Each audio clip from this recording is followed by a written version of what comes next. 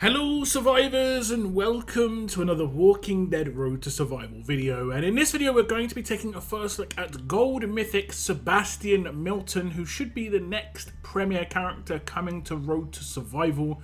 Visually we can see what he looks like. He's got that Commonwealth armor on, but we've never had a Sebastian Milton in the game before, I don't believe, so yeah, this is going to be a new Commonwealth sort of character coming into the game.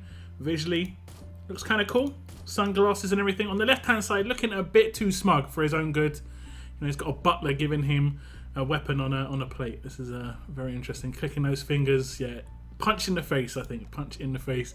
If we look at the stats on this character, level 720 and limit break 3, he has got 10,285 attack, 23,141 defense, and 17,999 HP. So very balanced towards the defense stat, and with lieutenants on top this is going to be amplified even further. So very defensive tune for sure, not much attack at all. Alert character, of course, holding that pistol, considered a tank by no surprise. Mythic character, of course. And lastly, like I say, he is going to be joining the Commonwealth Allegiance, and that allegiance is getting pretty buffed out now, and this looks like it to be like another tanky character to join more of a defense team. Could sit side by side with Pamela Milton. We'll have to wait and see. Now first up, we'll check out Sebastian Milton's Adrenaline Rush, and it is called National Defense. It is a 55 AP cost rush. While battling on the attack team, deal 100% damage to a line of enemies. While battling on the defense team, a line of enemies get 25% of this character's defense in damage instead. So he's doing pure damage, very heavy amounts of damage. On a defense team, it's based on his defense stat. On the attack team, it will just be based on his attack stat. Obviously, you could use him on attack or defense, this means, but he's going to be seemingly doing more damage on a defense team, because I will say he can amplify his defense to crazy levels. So let's just check it out and see the sort of damage output that he's going to be able to do with this. So on an attack team, it's going to be pretty straightforward. It's just going to be 100% damage, and that's based off of his attack stat. So this isn't going to be too crazy, but it could still be reasonably significant if you geared this guy offensively. But as you can see, it's not really going to do too much. He hasn't got much in the way of attack stats. I think this is mainly just to make it so that he actually still does something on attack teams, because the second half is defensive based. Whereas if we see him on a defense team, you can see he's getting quite a heavy buff, which is going to amplify his damage, and he's also going to rush pretty quickly. We're going to see why further on in his kit, but you can see he's going to be able to rush off of turn 1, and the damage is no longer just this tap. The tap that he was doing on the attack team is an absolute nuke on an defense team against attack teams. It does obviously take a character's defense stat into account, so there will be damage negation, but because it can be amplified so high because of buffs that he's going to be getting off of the rest of his kit, yeah, it's going to be a lot of damage. So we'll look at the upgrades on this Adrenaline Rush, and you can see at grade 3 it gets the AP cost reduced down from 66 to 55. This is going to be quite easy to come by as long as you get one copy of this character. That'll be the easy increase on the rush speed there. And then next up, it's going to be a 15% defense damage boost, and that'll be on the defensive side of the Adrenaline Rush damage. So initially it's only going to be 10% damage, and then it gets boosted up to 25% at grade 5, 2 copies required there. Limit break 2, 4 copies required. Upgrades gives the defense damage to a line of enemies. So initially it's just going to be a single target, but then it is going to be boosted up to a line of enemies. And that is actually quite a big boost, effectively just doubling the damage output potential. Now, he could rush this, a central character. He could rush a character in a line by themselves, but I do notice the III is starting to kind of focus lines of 2 characters if they have got a line, attack or rush or something like that, which is pretty decent. So while this does have an offensive section on this, while battling on the attack team, do 100% damage, I would definitely say this is more of a defensive one. You could see the damage difference. Now, obviously, he wasn't geared offensively, but it's going to be so hard to gear him offensively because that attack stat just starts off so low. It definitely seems to be more of a defense team character for sure. Now, you did see he did rush extremely quickly as well, so there is potential to get that nuke off very quick, take out a line of enemies, and leave your the attack teams against you kind of like in a lot of trouble. A lot of people do put their damage dealers next to each other to get bonuses from 1535s, you know, with them being adjacent. So it could potentially to take out like the most important characters on an attack team really early on in the fight, which is obviously beneficial for your defense team survivability possibilities. Now we'll get into why that happens later on in the video, but first off we're going to look at his signature move, and it is called Charged Alternative. It has got an initial cooldown of turn 2, a cooldown of 2 turns, number of uses unlimited. Deal 5,000 main damage to the target for every 10% max AP this character has. This character heals 50% of their max HP for 3 turns. So this is pretty good because on the first turn you're likely to rush based on the rest of his kit.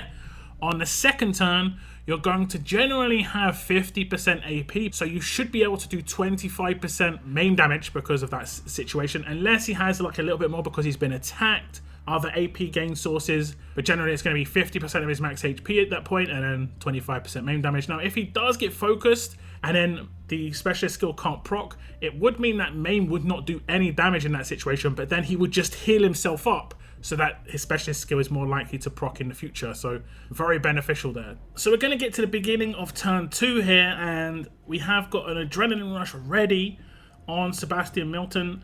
I can obviously stop this with certain characters. For instance, Wangfa here does have an impair, which means that it stops people from rushing, but he still has 100% AP in this situation.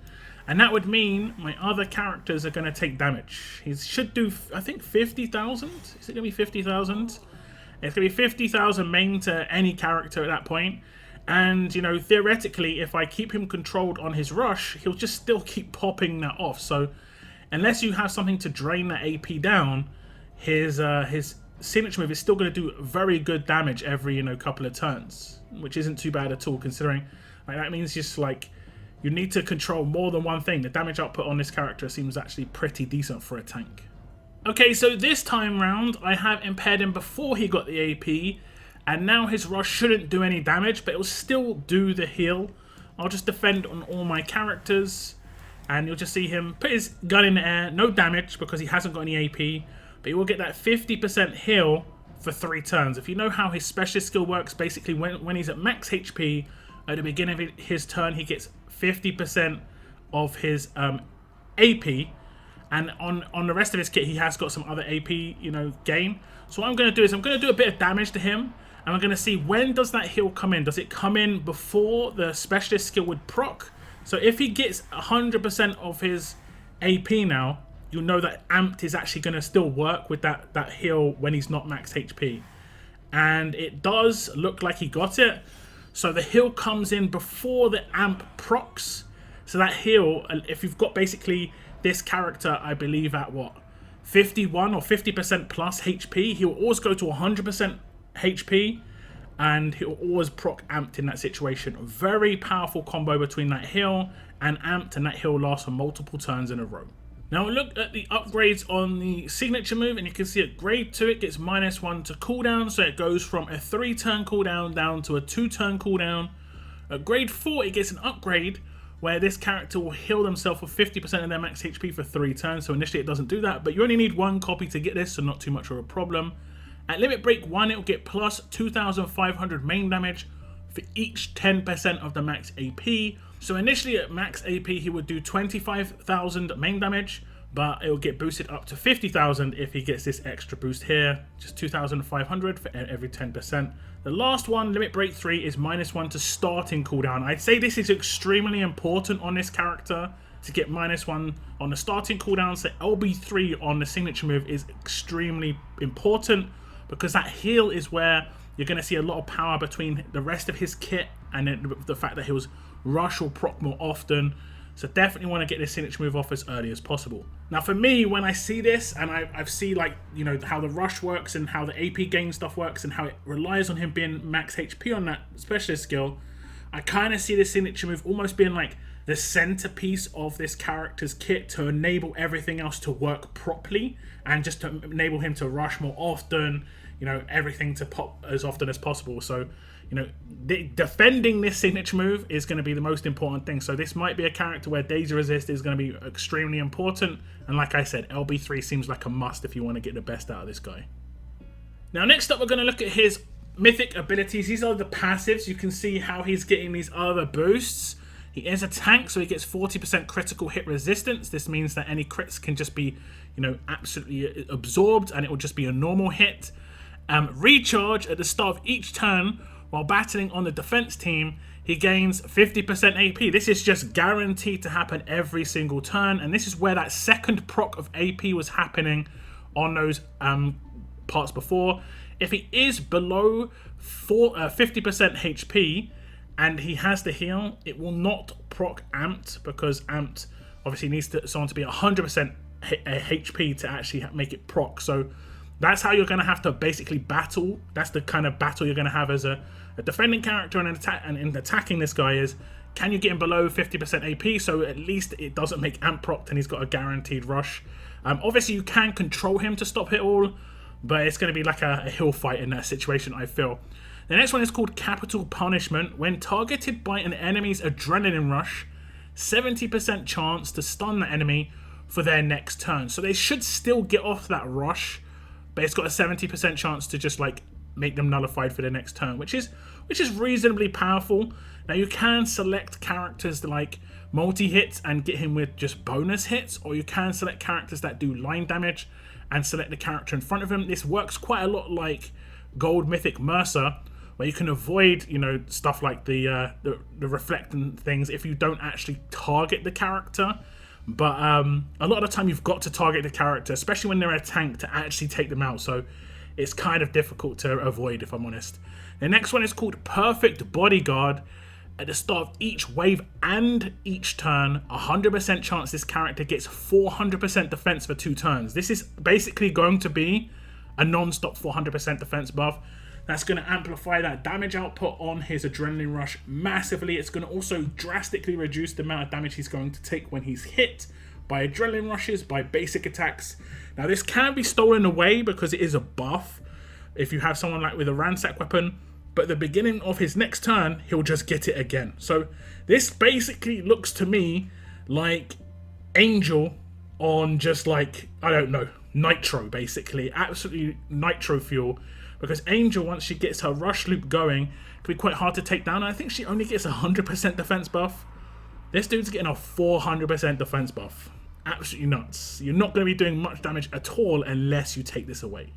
So I figured that one of the best characters to show you, you know, how the passives on this character work when it comes to the targeted rushing would be someone like Ophelia, because she just gets a rush off of turn 1. I target him, I rush, and I have a 70% chance to get stunned on my next turn, and that means that I'm going to be stunned for 2 turns on my current turn, so that's a 1-turn stun. So I'm going to, you know, miss the rest of my current turn, but there could be potential where there's certain characters, let's say like Kenny, who you'd normally be able to rush, take down a character, and then rush again on the same turn. That's not going to be possible. Like, I can't command in any situation. I can't do anything like that. I figured it was kind of important to show that, because I know there'd be some people who would wonder, does the stun stop the rush from even happening in the first place? It doesn't work in that order. If we look at the upgrades on the passives, you can see he gets the first half of recharge here, and at the start of each turn while battling on the defense team, he gains 30% AP, and he gets the first half of strength at grade 2, 20% critical hit resistance, and then at grade 3 he gets the second half of recharge, making it at the start of each turn while battling on the defense team he gets 50% AP. I'd say this is one of the more powerful passives he's got, and he has it, you know, proccing off of one character. So if you pull one of this guy, you're going to be having huge AP boost because of that. The specialist skill is always going to work. You saw how it was working in those previous clips. As long as he's not, you know, got any impair to stop that AP gain from being a possibility, this passive always procs, and the specialist skill will proc when he's max HP, and it's more likely to be max HP when he's got that signature move already popped off. At grade 4, you can see the first half of Capital Punishment here, where it gets a 30% chance to stun the enemy for their next turn when being targeted by their Adrenaline Rush. At grade 5, you can see he gets the first half of Perfect Bodyguard, where he gets a 50% chance to get 400% defense at the beginning of each wave and each turn. Now, you might say 50% chance is not great, but because it can proc every single turn, not just at the beginning of the wave, and do remember it will proc before the enemy attacks if you have it at 100% chance. So it's actually pretty decent. Every other turn chance to proc, it lasts for 2 turns, so you've got a good chance of this actually being up all the time. At Limit Break 1, you can see it gets Strength 2, 40% critical hit resistance overall. At Limit Break 2, Capital Punishment 2, where you get an extra 40% chance, up to 70% chance total to stun an enemy when targeted by a rush.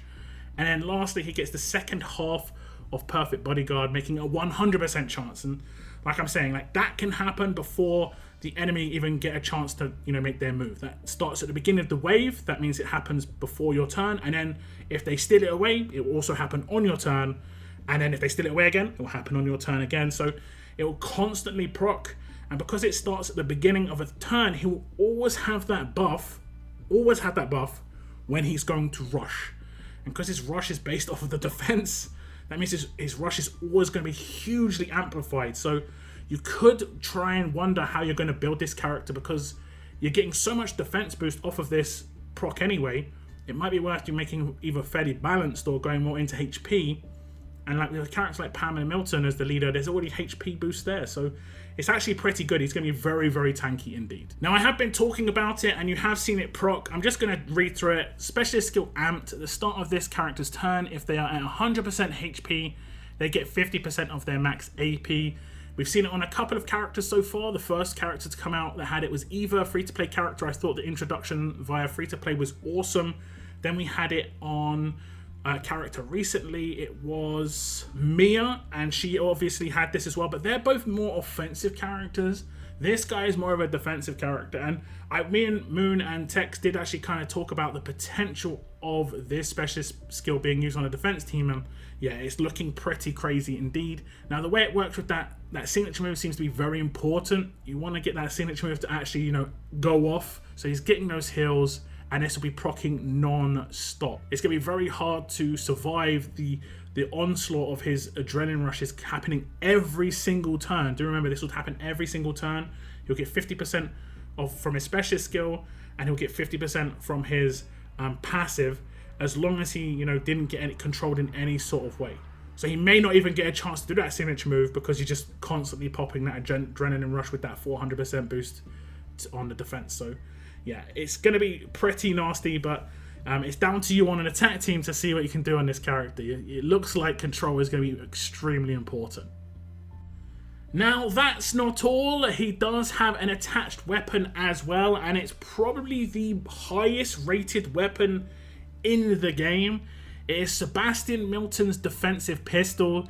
It has got a 690 base rating. So when you do your 5% upgrades, it'll go to a 780 rating. This is absolutely crazy. It has got 35% HP base, then 30% defense.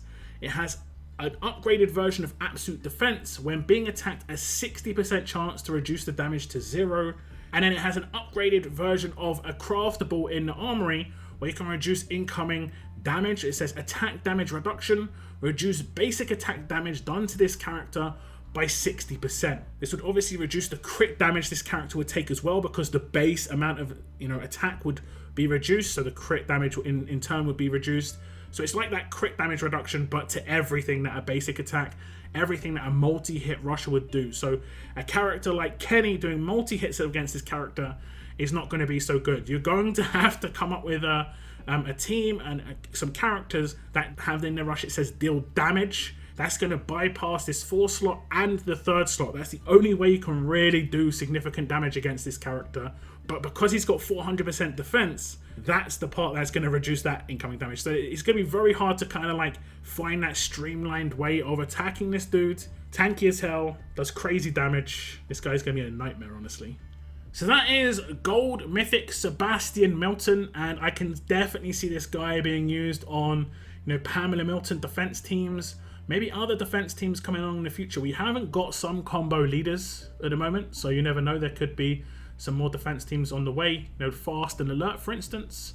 We're quite used to that in previous eras, and we haven't seen that so much so far in this era. But you could potentially like use Wang Fa lead, but you are going to be getting a smaller HP boost. But you know, burn and bleed reduction, that would potentially be a problem for Sebastian Milton, because he's going to need someone to stop him from being bled and burnt down, because he hasn't got anything to stop that. So that is something to just note. But yeah, very powerful character for sure.